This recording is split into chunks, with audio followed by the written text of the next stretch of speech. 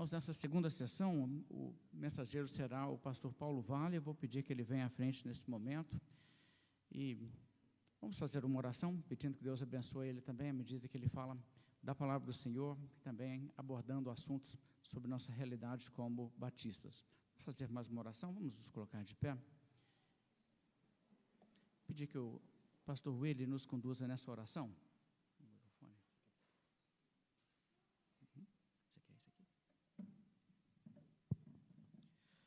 Senhor Deus, nós somos gratos ao Senhor por essa maravilhosa oportunidade que o Senhor nos concede de nos reunirmos aqui com os nossos irmãos, Senhor, para sermos edificados, alimentados pela Tua Palavra.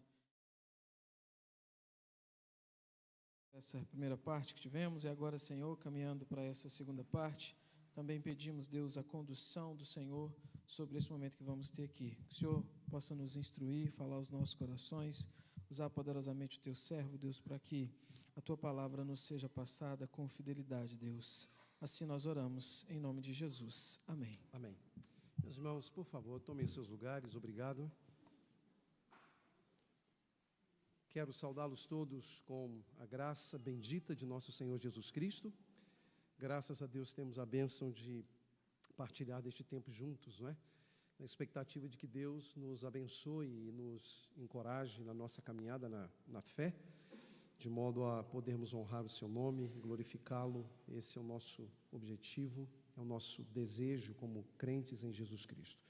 Aproveito para estender a minha gratidão à liderança da Convenção Batista Reformada do Brasil e faço me dirigindo à pessoa do pastor Daniel pelo convite. Obrigado, Daniel. Deus continue cuidando da atual liderança e também de todo o trabalho que tem sido realizado pelos irmãos.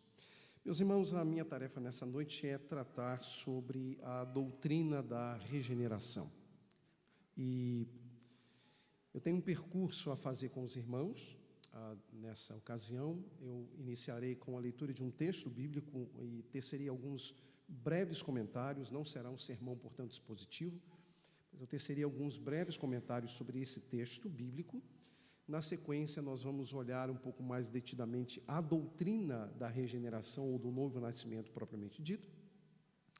E vamos trabalhar com uma amostragem a partir de uma obra que acredito, se não todos, uma boa parte dos que estão aqui presentes já leu. A obra O Peregrino, de John Bunyan. Nós vamos olhar para algumas cenas ou alguns episódios desse livro, de modo a tentar compreender como Bunyan expôs ali a mentalidade batista do século XVII sobre a doutrina da regeneração.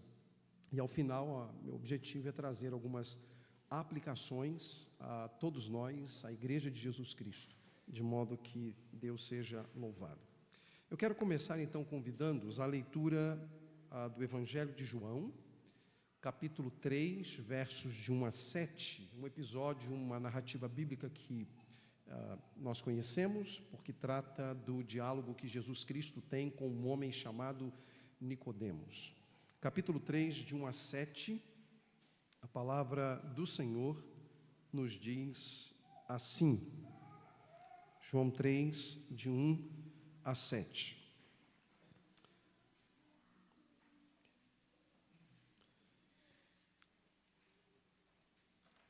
Havia entre os fariseus um homem chamado Nicodemos, um dos principais dos judeus.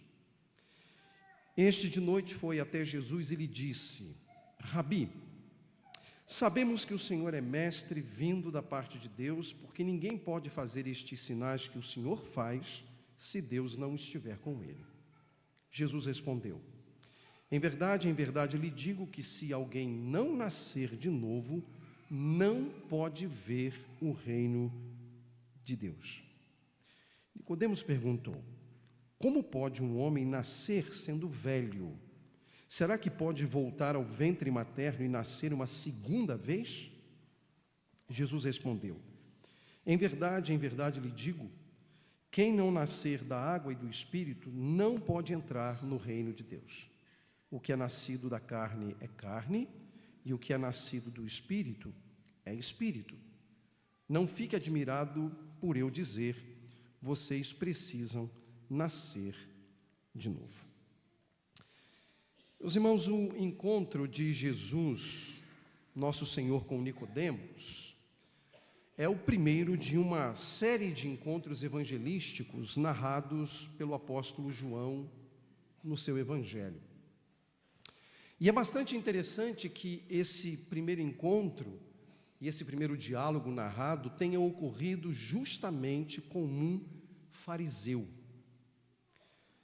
O Senhor Jesus e os seus discípulos estão em Jerusalém, e essa é a primeira visita deles à cidade de Jerusalém, desde que nosso Senhor iniciou o seu ministério na Galileia, conforme a narrativa do Evangelho de João. É possível pressupor que a cidade está lotada, porque esta ocasião era uma ocasião em que os judeus peregrinos iam para Jerusalém para celebrar algumas festas que estavam ali vinculadas umas às outras.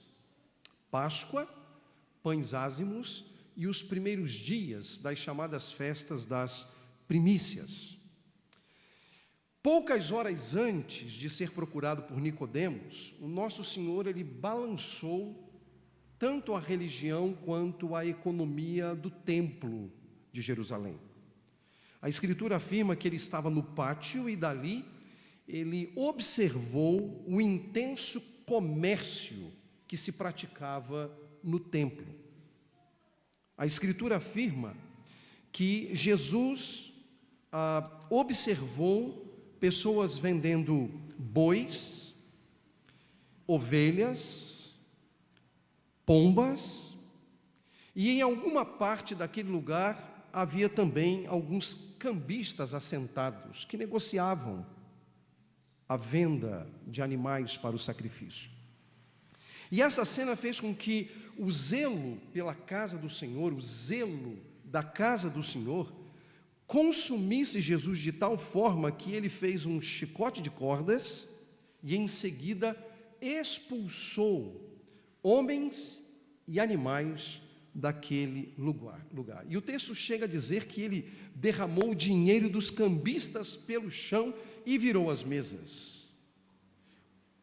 Deve ter sido uma baita cena esta que o Evangelho de João narra a todos nós. E nesse episódio, acredito até por razões óbvias, Jesus teve a sua autoridade questionada.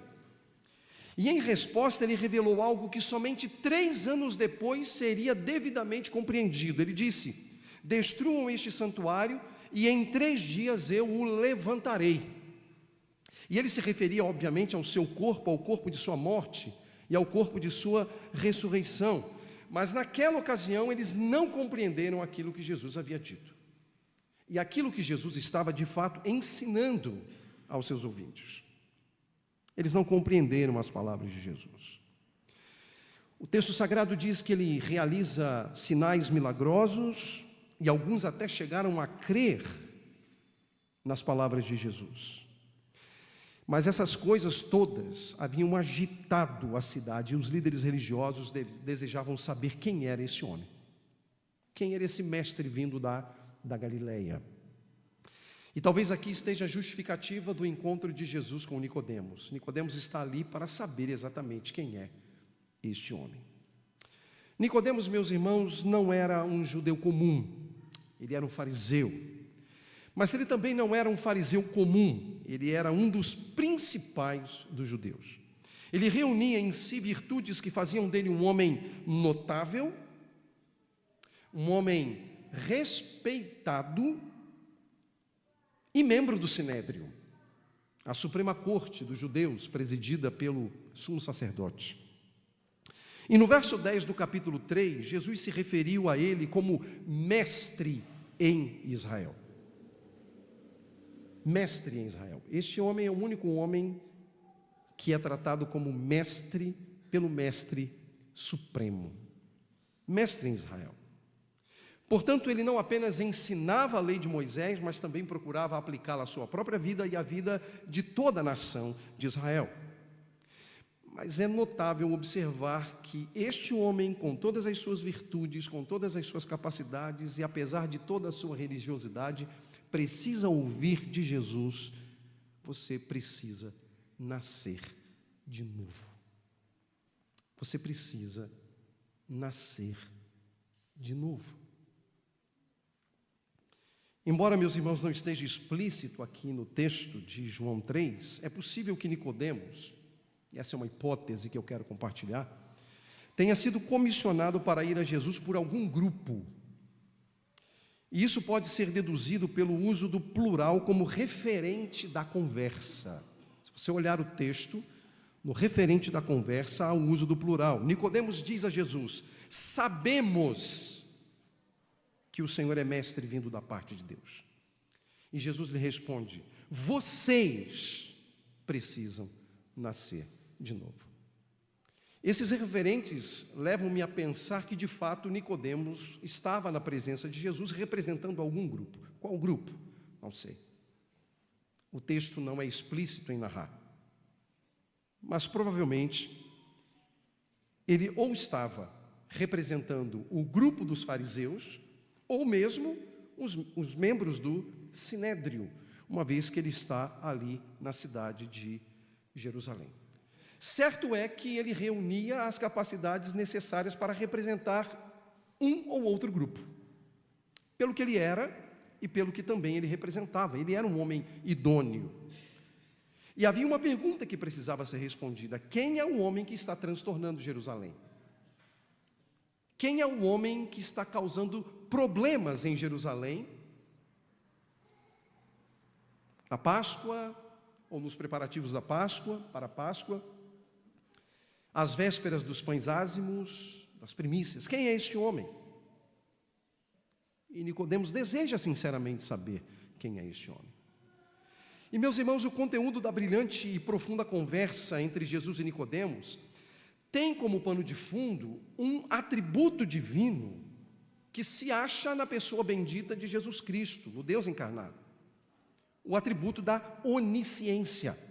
Porque o capítulo 2, no seu final, informa que Jesus conhece o íntimo dos corações humanos e não pode ser enganado pelo homem. Jesus, portanto, sabia, e esse texto é o que introduz a conversa de Nicodemos, porque lembrem, a divisão de capítulos e versículos na Bíblia é um processo posterior, originalmente não havia. Então, as palavras finais do capítulo 2 estão emendadas ao capítulo 3, de modo a preparar o pano de fundo para essa conversa de Jesus com Nicodemos. E o texto diz que Jesus conhecia o íntimo do coração. Isso significa dizer que Jesus sabia o que havia no coração daquele homem chamado Nicodemos. E que quando ele se põe a conversar com este homem chamado Nicodemos, ele sabia o que se passava na mente e no coração dele. Não havia para nosso Senhor qualquer novidade ou qualquer surpresa em relação às motivações reais, concretas de Nicodemos. Ele conhecia o coração de Nicodemos e não podia ser enganado por Nicodemos, como ele conhece todos os nossos corações e também não pode ser enganado por nenhum de nós. Mas observem mais uma vez que, apesar de todas as suas virtudes, apesar das suas impressões sobre Jesus, porque ele diz: sabemos que és mestre vindo da parte de Deus, e apesar da sua própria vida no contexto da aliança, no contexto do pacto, como um judeu que ele era, ele não veria e ele não entraria no reino de Deus sem o novo nascimento, sem nascer do alto, sem regeneração. Meus irmãos, a doutrina do novo nascimento ou regeneração não é um ensino exclusivo do Novo Testamento, como alguns de nós podemos imaginar. Antes mesmo de nosso Senhor e seus apóstolos tratarem do tema, os servos de Deus que os antecederam, cujos ensinos estão lavrados no Antigo Testamento, já o haviam ensinado. Moisés e os profetas utilizaram, claro, uma linguagem própria para se referir ao novo nascimento. Contudo, se considerarmos os termos na perspectiva da história da redenção, logo nós perceberemos a relação entre termos do Velho Testamento com termos do Novo Testamento. E deixe-me mostrar isso. No quarto discurso de Moisés ao povo de Israel, conforme está registrado em Deuteronômio, nós lemos assim: o Senhor, o seu Deus, circuncidará o coração de vocês e o coração dos seus descendentes, para que vocês amem o Senhor, seu Deus, de todo o coração e de toda a alma. Essa circuncisão é a mesma sobre a qual o apóstolo Paulo escreveu aos Colossenses. Ele disse: nele também vocês foram circuncidados, não com uma circuncisão feita por mãos humanas, mas pela remoção do corpo da carne, que é a circuncisão de Cristo.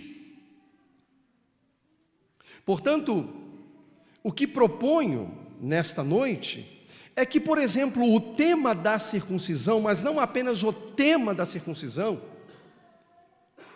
equivale àquilo que nós vamos encontrar no Novo Testamento, pelos conceitos de regeneração ou novo nascimento.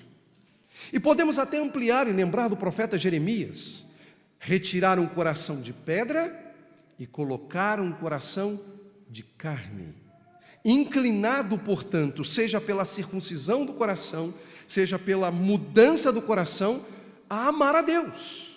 Porque veja, no discurso de Moisés é extremamente importante notar que no primeiro discurso, no início de Deuteronômio, ele pede ao povo para trabalhar a circuncisão do próprio coração, mas o povo não consegue, e Deus está com isso sendo pedagógico, para no final do livro de Deuteronômio afirmar: eu farei isso, o que vocês não conseguem fazer por força própria, por capacidade própria, eu farei. Eu circuncidarei o coração de vocês e o coração dos seus descendentes, para que vocês amem o Senhor. Só é possível, portanto, amar ao Senhor de todo o coração, se nele ocorrer a circuncisão, ou se o indivíduo nascer de novo. Quando vimos para a tradição batista, e esse é o nosso foco, a doutrina da regeneração sempre, meus irmãos, ocupou um lugar de destaque, sobretudo no que respeita à filiação de membros às igrejas locais. Para se tornar membro de uma igreja, o indivíduo deve ser regenerado e batizado.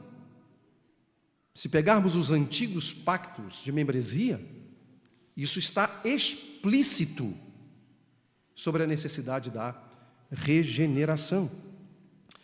Entretanto, meus irmãos, em anos mais recentes, ocorreu uma sutil mudança no que respeita ao lugar da regeneração na Ordo Salutis, que significa isso, na ordem da salvação. Na maneira como a salvação se desdobra na experiência humana, a partir, obviamente, da manifestação da graça de Deus. E isso acontece também, inclusive, na própria Ordo Salutis do pensamento batista. E ela pode ser claramente vista na progressão de 3 documentos: a Confissão de Fé Batista de 1689, a Confissão de Fé de New Hampshire, também conhecida como Declaração de Fé das Igrejas Batistas do Brasil, e a Declaração Doutrinária, mais recente, da Convenção Batista Brasileira. Por exemplo, a Confissão de Fé Batista de 1689, no seu capítulo 10, parágrafo 2, tratando do tema, no capítulo chamado Eficaz, assim diz: esse chamado eficaz advém apenas da graça livre e especial de Deus, não decorrendo de coisa alguma que ele tenha previsto nos seres humanos, nem de capacidade ou ação deles. A criatura é totalmente passiva nisso, estando morta em pecados e transgressões, até que seja vitalizada e renovada pelo Espírito Santo. Agora observem, ela é, através dessa vivificação, habilitada a responder ao chamado divino e abraçar a graça nele oferecida e transmitida.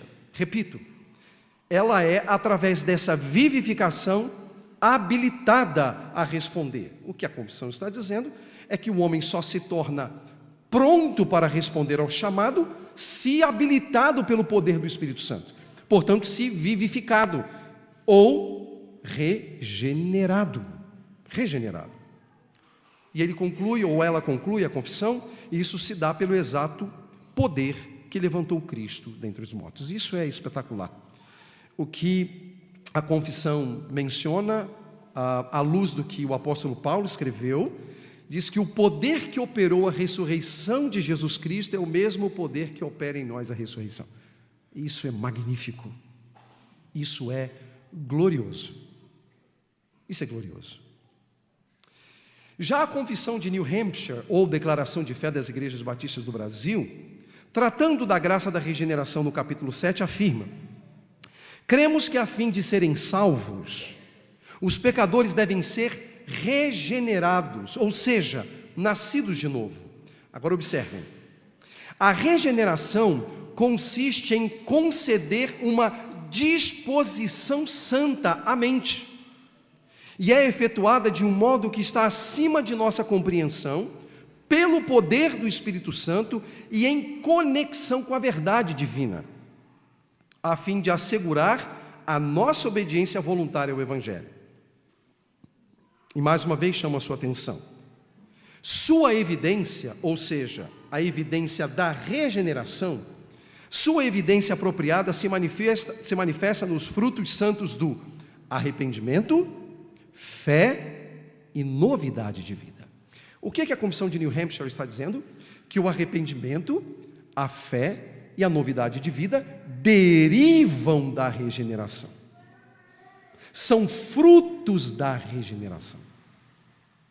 Então, tanto a Confissão de Fé Batista de 1689 quanto a Declaração de Fé das Igrejas Batistas do Brasil, a regeneração é apresentada como obra exclusivamente divina, ela é monergística, é Deus quem a realiza, operada em uma pessoa morta em seus delitos e pecados, com toda a participação que um morto pode dar.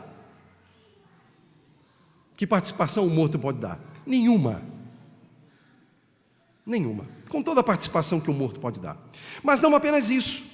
Na Ordem Salutis, ou na ordem da salvação, a regeneração antecede o arrependimento e a fé, sendo, portanto, frutos da regeneração.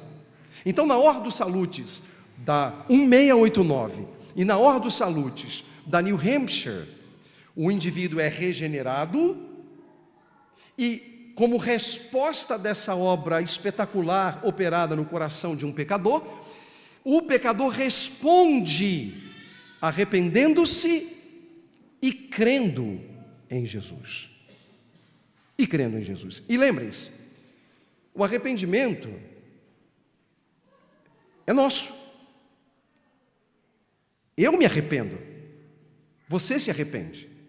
Mas lembre-se, isso só é possível no nível da redenção se for operado pela obra do Espírito Santo em conceder antes vida às pessoas mortas em delitos e pecados. A declaração de fé chega a afirmar a sua evidência apropriada se manifesta nos frutos, santos frutos, do arrependimento, da fé e da novidade de vida. Entretanto, meus irmãos, apesar dessa perspectiva de séculos entre os batistas, isto é, de que na Ordem Salutis a doutrina da regeneração antecede o arrependimento e a fé, A comissão eleita na década de 80 para elaborar e propor uma nova declaração de fé aos batistas brasileiros, posteriormente inclusive aprovada em sua assembleia anual, resultaram no documento Declaração Doutrinária da Convenção Batista Brasileira. E no seu capítulo 5, intitulado Da Salvação, no parágrafo 2, tratando do tema da regeneração, o texto diz: a regeneração é o ato inicial da salvação, em que Deus faz nascer de novo o pecador perdido, dele fazendo uma nova criatura em Cristo. Perfeito. É obra do Espírito Santo em que o pecador recebe o perdão, a justificação, a adoção como filhos de Deus, a vida eterna e o dom do Espírito Santo. Nesse ato, o novo crente é batizado no Espírito Santo e por ele selado para o dia da redenção final e é liberto do castigo eterno de seus pecados. Aqui temos um problema, porque não é no ato da regeneração que o homem é justificado. É quando ele crê, é que ele é justificado. Agora observem, há duas condições para o pecador ser regenerado. Quais são as duas? Arrependimento e fé. Ou seja, a declaração doutrinária da Convenção Batista Brasileira rompe com a tradição batista. Rompe com a tradição batista. Porque nessa perspectiva, a Ordo Salutis foi alterada. Usando os três conceitos, regeneração, arrependimento e fé, na tradição longa batista, o que nós temos? O homem é regenerado, portanto ele é habilitado a ter uma clara consciência de quem ele é, pecador, e a necessidade que ele tem de um Salvador, Cristo. Por isso ele vai a Cristo e crê em Cristo. Regeneração, arrependimento e fé. Na DD, ou na Declaração Doutrinária, da CBB, há uma mudança. O homem se arrepende e crê para ser regenerado. Houve um rompimento doutrinário, teológico. Ora, ao compararmos, irmãos, o conteúdo da regeneração nesses documentos, é nítido a mudança de lugar da regeneração. É nítida a mudança de lugar da regeneração. Mas há um outro problema. A declaração doutrinária traz uma incongruência no seu texto, afirmando inicialmente que a regeneração é o ato inicial da salvação. Se a regeneração é o ato inicial da salvação, então eu preciso pressupor que o arrependimento e a fé foram excluídos. Porque veja, se primeiro eu me arrependo, depois eu creio para ser regenerado, e a regeneração é o primeiro ato, é o ato inicial, deixaram para trás o arrependimento e a fé. Olha que incongruência. Deixaram para trás.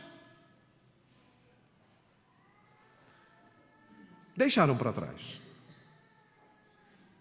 E certamente nenhum de nós teria coragem, e acredito que nem mesmo os nossos irmãos batistas da Convenção Batista Brasileira teriam a coragem de afirmar que o arrependimento e a fé estão contidos na regeneração. Porque na própria declaração doutrinária fala que ela sucede ao arrependimento e à fé.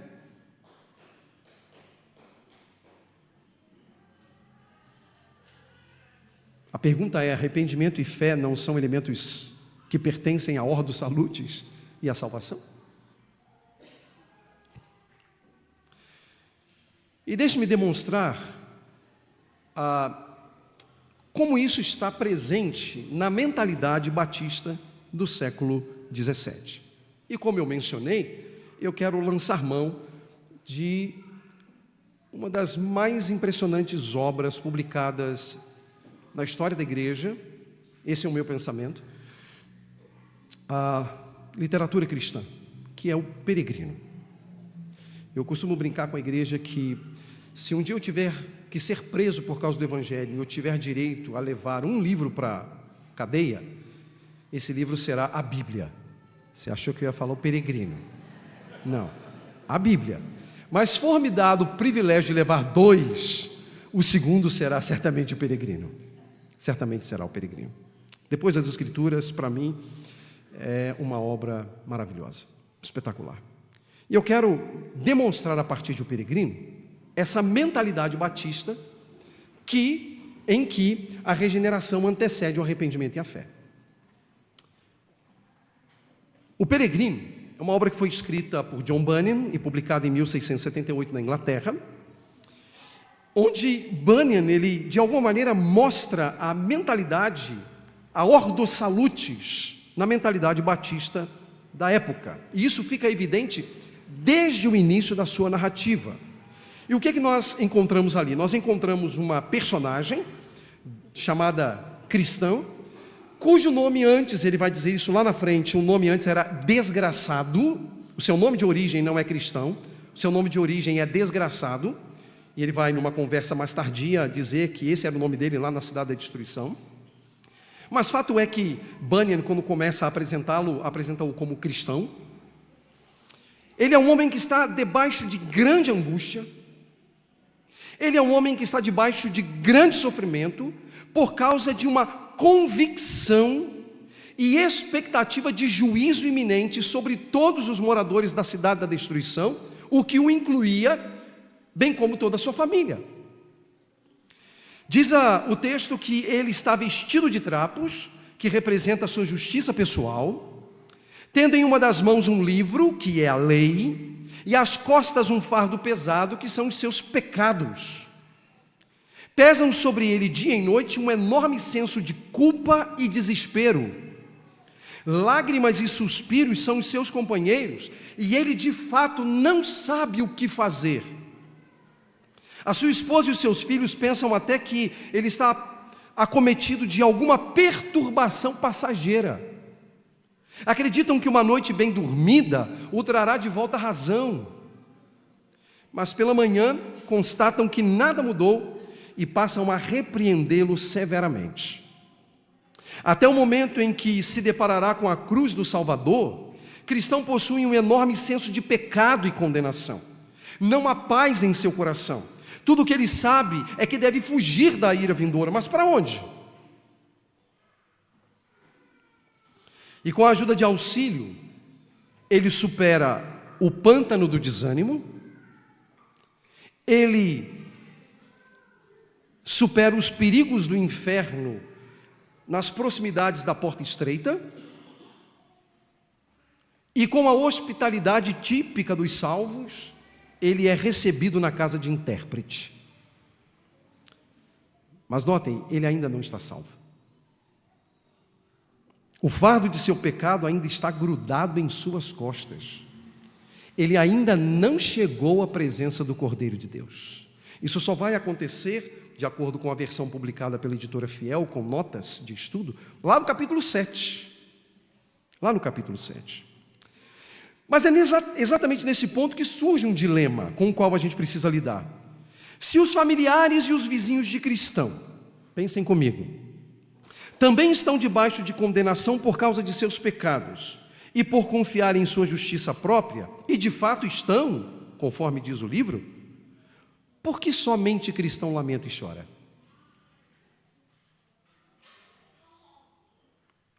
Porque os outros vivem como se nada lhes fosse acontecer. Esse é o dilema com o qual a gente precisa lidar. Porque algumas pessoas chegam à convicção de pecado, lamentam e choram as suas condições e saem à procura de um Salvador, e outras não? Por quê? Isso está na aplicação da doutrina da regeneração. É possível, é plausível pensar que do capítulo 1 ao capítulo 6 de O Peregrino, antes de chegar diante do Calvário, diante da cruz, aquela personagem é uma personagem regenerada, mas ainda não salva, porque será salva apenas quando se deparar com o Cordeiro de Deus, que tira o pecado do mundo, quando ele se depara com a cruz, no capítulo 7.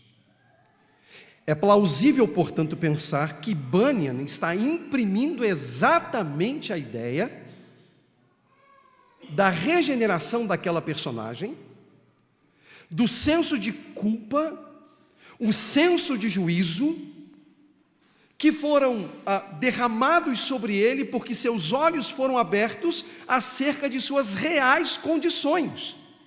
E eu lhes pergunto, quem é que pode ter uma clara consciência das suas reais condições diante de Deus, senão aquele que foi despertado pelo Espírito Santo? Portanto, regenerado.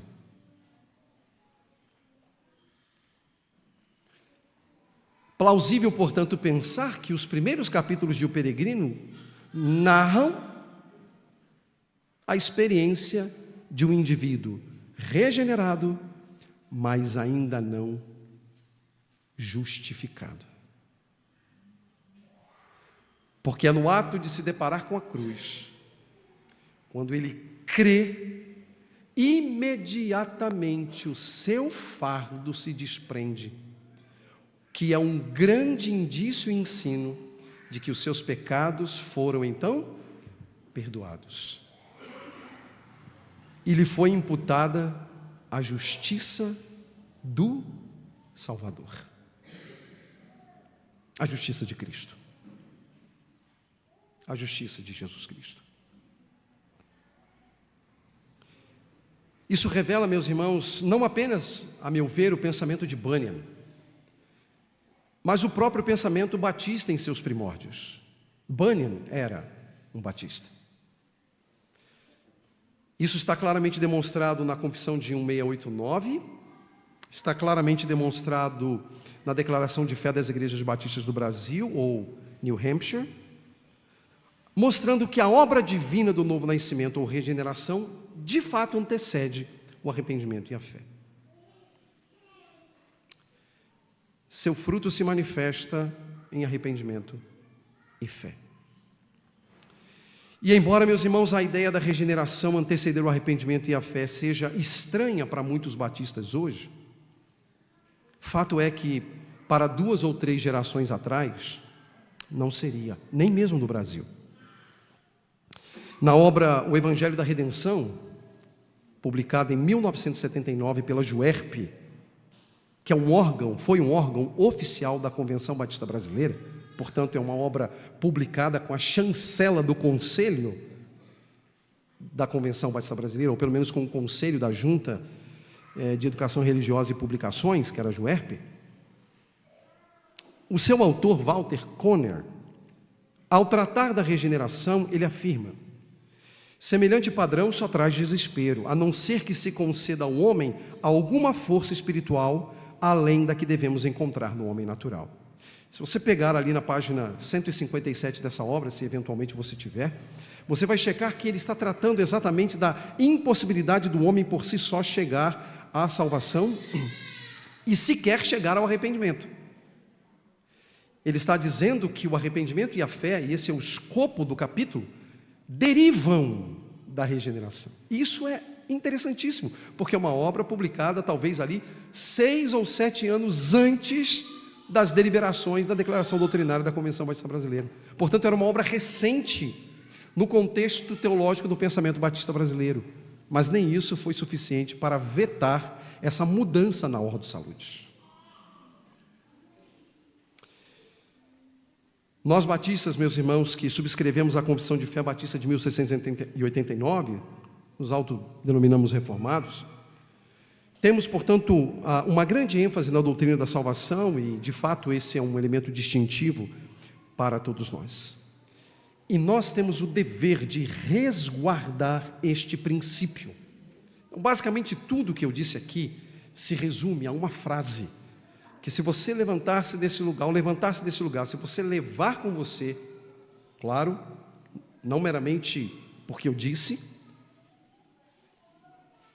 mas se você conseguir levantar daqui e dizer: a regeneração antecede o arrependimento e a fé, pronto, estou satisfeito. Você não precisa saber absolutamente mais nada do que eu disse.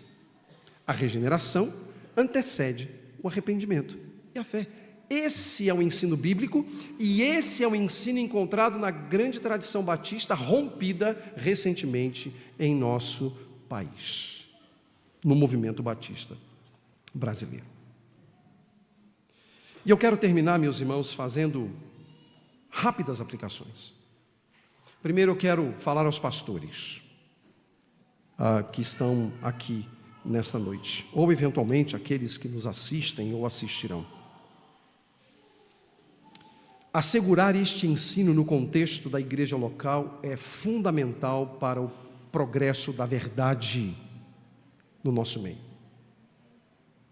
Nós precisamos assegurar, isso precisa ficar, meus irmãos, claro à igreja de Jesus Cristo, a verdade de que Deus nos habilita ao arrependimento e à fé mediante uma obra poderosa do Espírito Santo no coração de um pecador. O mesmo poder que operou em Jesus para ressuscitá-lo dos mortos é o poder que opera em nós para ver beleza em Cristo. E que fora isso não é possível a quem quer que seja responder adequadamente o chamado do Evangelho. Nós precisamos assegurar isso. E meus irmãos, isso poderá nos trazer alívios.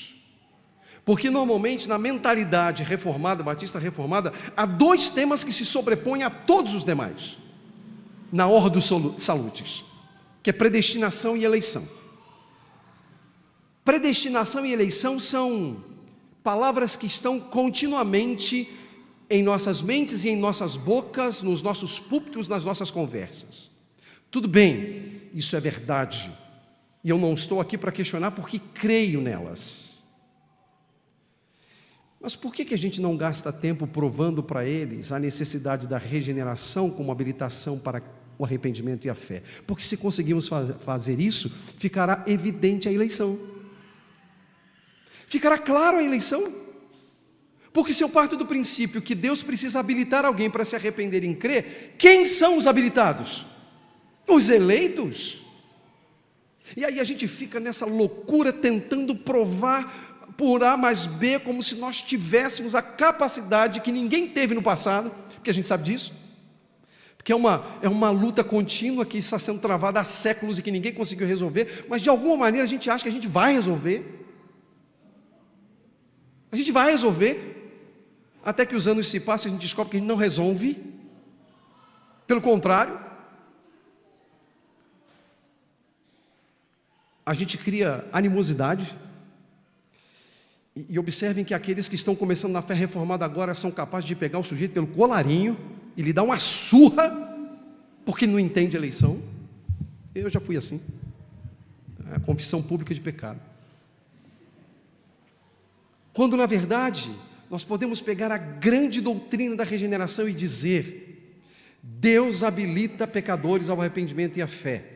E inevitavelmente, sem citar eleição e predestinação, ele vai dizer: opa, mas por que o cristão foi e a mulher dele não foi? Pelo menos, vou dar o spoiler, né? A mulher dele também foi. Só que foi depois, né? Mas por que outros da cidade não foram? Eleição. Está presente ali a eleição. Então, pastores, vamos ensinar isso. E ao ensinar isso, vamos resguardar até onde nos seja possível ver a idoneidade do corpo de Cristo local. Por que eu digo até onde não seja possível? Porque a gente não tem a capacidade de detector de regenerados.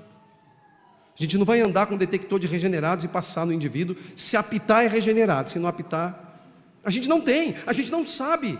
E muitas vezes nós vamos ser enganados, quando nós mesmos não nos enganarmos.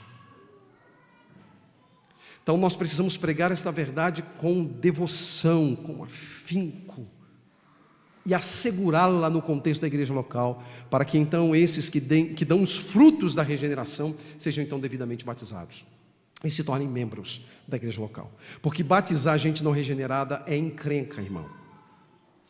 Batizar não crente é problema. É problema doutrinário, administrativo, relacional, é problema, porque essa gente não tem o Espírito de Cristo. É problema, então a gente está criando problema. Então, resguardar essa doutrina, ensiná-la adequadamente, buscar devidamente os frutos dessa verdade, deve ser o nosso alvo, o nosso objetivo. Só que isso não repousa apenas sobre os pastores, mas repousa sobre toda a igreja. E aí vem uma aplicação agora para a igreja. Vocês, como crentes em Jesus Cristo, têm o dever de observar uns nos outros, para a glória de Cristo, os frutos devidos da regeneração, do arrependimento e da fé. Isso é uma tarefa contínua na igreja de Jesus. E por que nós podemos fazer isso? Porque um crente, ele é ensinável. Um crente é ensinável. Porque ele foi regenerado. Ele sabe quem ele é. E ele sabe quem Deus é. E ele sabe que nas suas limitações, ele muitas vezes terá perspectivas e percepções equivocadas. E outros irmãos serão extremamente úteis para nos trazer de volta para o caminho, repreendendo-nos, admoestando-nos com amor, para que seja achado em nós os frutos do arrependimento e da fé que derivam da regeneração. Então, é um trabalho contínuo da igreja de Jesus. A santidade da igreja é preservada por meio deste exercício mútuo. Exercício mútuo, no contexto da igreja local. E isso, obviamente, está no campo da disciplina cristã. Então, notem, meus irmãos, essa doutrina, ela é maravilhosa. Ela é fundamental. E a gente não pode se deixar enganar, porque Nicodemos era religioso, idôneo, conhecedor da lei e do pacto, mas não tinha nascido de novo. Entende o perigo quando lidamos com essa doutrina? Que Deus nos ajude, irmãos, que a gente precisa da graça dele para que a gente consiga contribuir para o bem-estar e progresso do Evangelho de Jesus Cristo, onde nós servimos. Pastores, irmãos, Deus os ajude, Deus nos ajude para sermos crentes idôneos, comprometidos com a verdade do Evangelho, que por meio do Evangelho Deus salve muitos pecadores e Deus atraia para si aqueles pelos quais nosso Senhor morreu. Glória, honra e louvor sejam dados a Deus. Vamos orar? Bendito Senhor, nosso Deus, precisamos, ó Pai, da Tua bondade, da Tua graça e da Tua misericórdia, para conseguirmos, ó Deus, dar conta dos grandes desafios e exigências do Evangelho de Jesus. Por isso pedimos, ó Deus, guia nossas mentes e corações. Santifica, Senhor, a Tua igreja. Ajuda-nos, ó Deus, na pregação do Evangelho. Que a Tua obra continue nos corações dos homens, despertando-os, dando-lhes ouvidos para ouvirem o Senhor Jesus, chamando-lhes pelos nomes, para que creiam de todo o coração, tendo clara a consciência de seus pecados e a necessidade de um Salvador. Ajuda-nos, ó Deus, a vivermos a fé cristã e a demonstrarmos os frutos dignos do arrependimento. E que o nome de Jesus Cristo seja glorificado por meio do testemunho da Tua santa igreja. De uma igreja, ó Deus, que é católica,